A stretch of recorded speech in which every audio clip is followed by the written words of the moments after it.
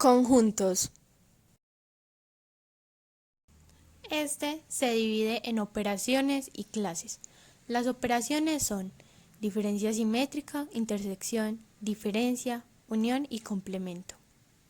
Sus clases son universal, vacío, unitario, infinitos y finitos. Para sacar el subconjunto de los conjuntos debemos tener en cuenta la regla que se muestra a continuación y se divide en extensión y comprensión. Comprensión. Consiste en escribir dentro de las llaves una propiedad común y característica de los elementos que conforman el grupo. La extensión consiste en escribir dentro de las llaves uno a uno sus elementos.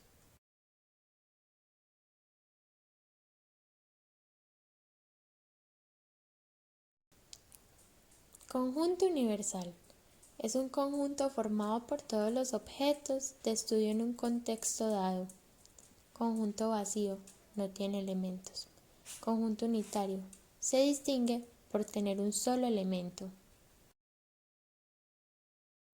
Conjuntos finitos. Se distingue por la cantidad de elementos que posee. Conjuntos infinitos. Son aquellos que no pueden contarse los elementos que posee. Unión es una operación que nos permite unir dos o más conjuntos para formar otro que obtendrá todos los elementos sin que se repitan. Intersección. Operación que nos permite formar un conjunto solo con los elementos comunes. Diferencia simétrica.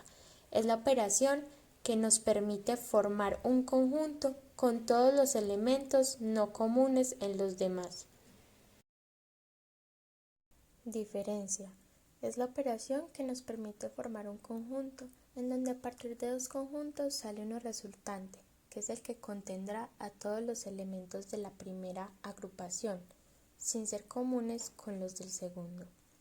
Complemento. Es la operación que nos permite formar un conjunto con todos los elementos del conjunto de referencia o universal.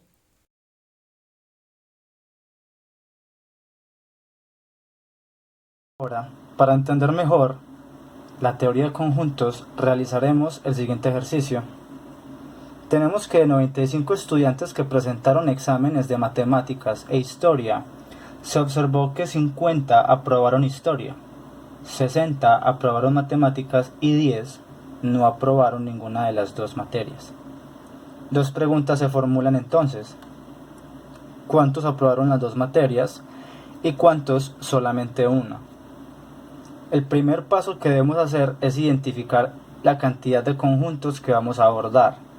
Tenemos que el ejercicio nos dice que hay un conjunto universal de 95 estudiantes, un conjunto de los que han ganado matemáticas y un conjunto de los que han ganado historia. El sentido común, además, nos dirá que lo más normal sería sumar los valores que nos da el ejercicio. En este caso, pues, se observó que 50 aprobaron historia y 60 aprobaron matemáticas. 10 no aprobó ninguno de los exámenes. ¿Cuál es el error de este razonamiento? Que si sumamos 60 más 50 más 10 no nos dará el número 95, que es el valor del universal. Nos dará un valor de 120, por lo que este razonamiento es equivocado. Nos hemos dado cuenta que al sumar estos valores de esta manera nos da 120, no los 95. Así que la siguiente pregunta es: ¿por cuántos números nos hemos pasado? ¿Por cuántos estudiantes nos hemos pasado de la cifra del universal? Restamos 120 con 95, que es el número total, el número universal, y nos damos cuenta de que nos hemos pasado por 25 estudiantes de más. De esta manera, lo que significa este número 25 es que la cantidad de estudiantes que aprobaron los dos exámenes es de 25. Este 10 es invariable. Estamos con la certeza de que 10 no aprobaron ninguna de las dos materias. Ahora sabemos, gracias a esta resta, el número que nos sobrepasamos, que ese es el valor de los estudiantes que aprobaron las dos materias. El ejercicio nos ha dicho que 50 estudiantes aprobaron historia. Ya tenemos 25 que aprobaron las dos. Ahora nos falta saber cuánto le hace falta a este 25 para completar los 50 otros 25 estudiantes.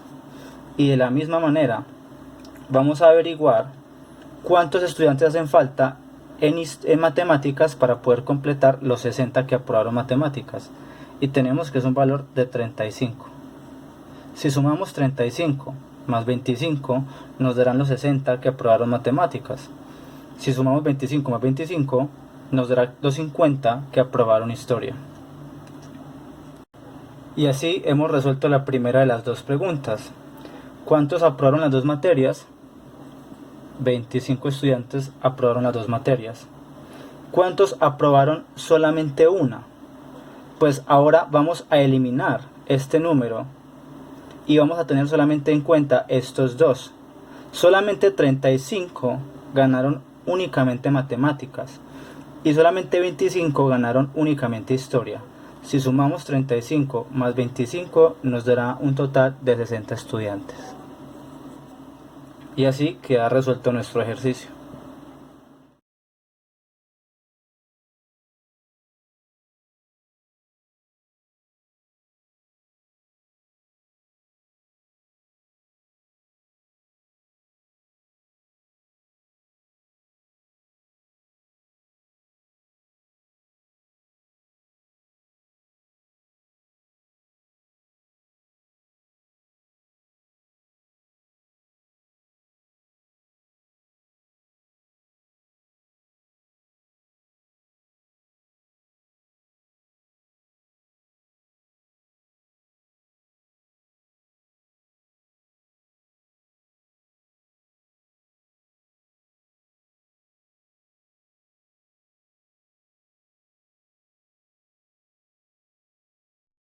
Lógica proposicional es la parte de la lógica que estudia las proposiciones y la relación que existe entre ellas a través de las variables proposicionales y los conectores.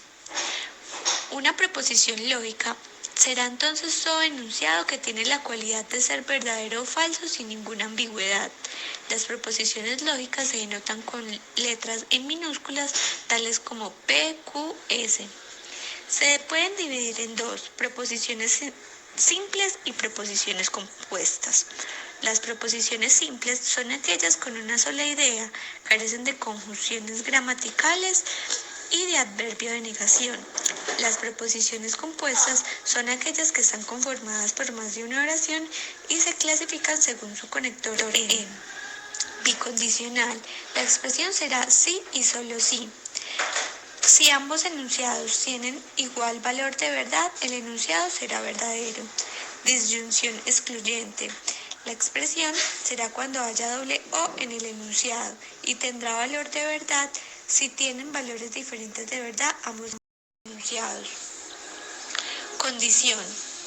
La expresión será sí entonces y tendrá valor de verdad falso si el antecedente es verdadero y el consecuente es falso. Disyunción. La expresión será O. Si ambos enunciados son falsos, tendrá un valor de verdad falso. Conjunción. La expresión será I.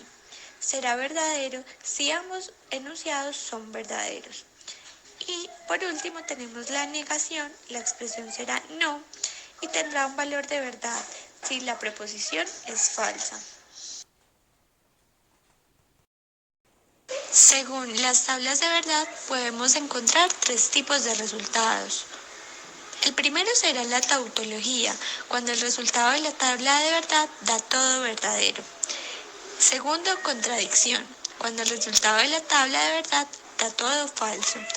Y contingencia, cuando el resultado de la tabla de verdad da una mezcla entre falso y verdadero.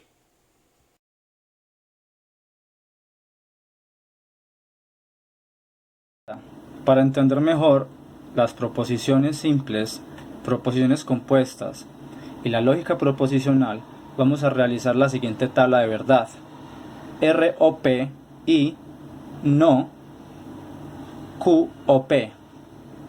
Lo primero que debemos hacer es identificar el número de proposiciones que contamos. Así tenemos proposiciones simples. Tenemos 3 proposiciones simples: R, P, Q. Saber el número de proposiciones simples nos va a servir para hacer la siguiente fórmula. Con 2 elevado a la n siendo el número que vamos a reemplazar por el número de proposiciones simples, en este caso 3, sabemos que hay 8 vías u 8 posibilidades en las que las 3 proposiciones simples deben combinarse en la tabla de verdad. Como bien podemos aquí diferenciar, están las 8 hileras o 8 posibles combinaciones.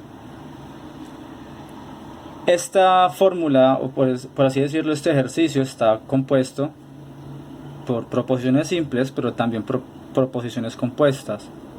Tenemos 2 proposiciones compuestas: R o P, que está a su vez conectada con el conector lógico de la conjunción, con la otra proposición compuesta, Q o P.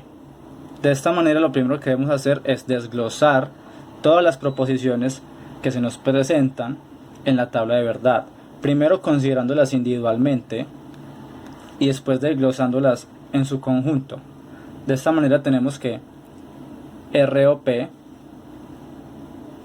Q o P y la negación de Q o P. Y finalmente tendremos toda la proposición que queremos hallar en su valoración. Ahora, para darle valor a las proposiciones simples, tendremos que considerar las posibilidades que se pueden dar en sus valores.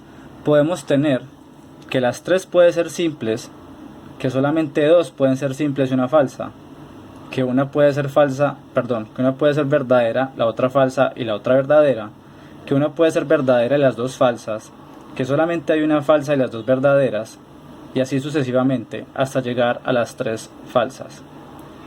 Lo que hemos hecho realmente es ver que hay una correspondencia entre esta fórmula y las posibilidades que se nos presentan en la tabla de valoración. Ahora lo siguiente, ya con estas proposiciones individualmente consideradas, es realizar el resto de la tabla. Tenemos entonces que R o P nos da verdadero, porque la regla que dicta la disyunción simple, que está representada por este símbolo, que es lo contrario a la conjunción, nos dice que para que las proposiciones compuestas sean falsas, las 2 proposiciones deben ser falsas. Pero aquí tenemos que R o P, R verdadera o P verdadera, entonces es verdadera. Solamente habrá falsedad, como lo dije, cuando las 2 proposiciones sean falsas, como en estos 2 casos: R falsa, P falsa. La misma regla vamos a aplicar para Q o P. Solamente serán falsas si las 2 son falsas. Ahora hemos hallado en esta sección que hay 2 falsas, de resto todas son verdaderas. La que sigue entonces es hacer precisamente la negación de este anterior paréntesis, por lo que tendremos que cambiar el valor o la valoración de esta columna. Como podemos observar, lo que hicimos fue negar los valores dados en esta columna. Entonces tenemos que todas son falsas menos las 2 últimas, y aquí me equivoqué. Ya está corregido. Ahora lo que queda es simplemente hacer la conjunción que une estas 2 proposiciones. Ahora, la regla de la conjunción es que para que sean verdaderas las proposiciones compuestas, las proposiciones simples deben ser verdaderas. Solamente son verdaderas si las proposiciones que la componen son verdaderas, si no, son falsas, por lo que tendremos el siguiente resultado.